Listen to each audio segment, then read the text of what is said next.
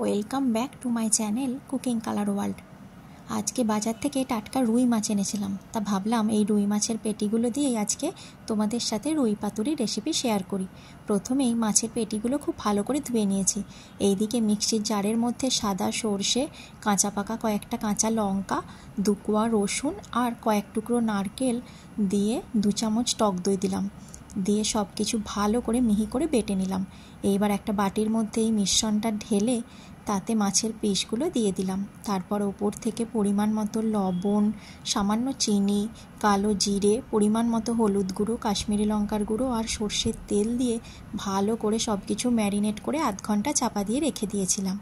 এইবার কুমড়ো পাতার মধ্যে মাছ দিয়ে ওপর থেকে একটা কাঁচা লঙ্কা দিয়ে ভালো করে চারদিক থেকে ফোল্ড করে নিতে হবে।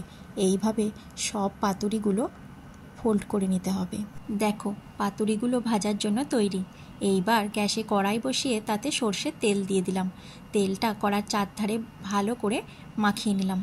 এইবার একে একে পাতুরিগুলো কড়াই দিয়ে গ্যাসের ফ্লেম একদম কমিয়ে কড়াই ঢাকনা চাপা দিয়ে ভালো করে ভেজে নিতে হবে।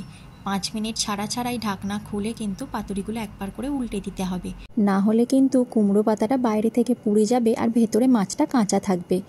একটা পাতুরি ভালো করে ফোল্ড করা হয়নি, তাই ভেতর থেকে কিছুটা মশলা বাইরে বেরিয়ে গেছে। দেখো, এইভাবে গ্যাস কমিয়ে কমিয়ে উল্টে পাল্টে পাতুরিগুলো ভেজে নিলাম।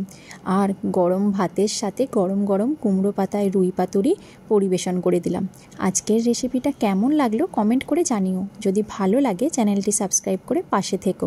দেখো, মাছটা কিন্তু খুব সুন্দর সেদ্ধ হয়ে গেছে, খেতেও কিন্তু দারুণ ছিল।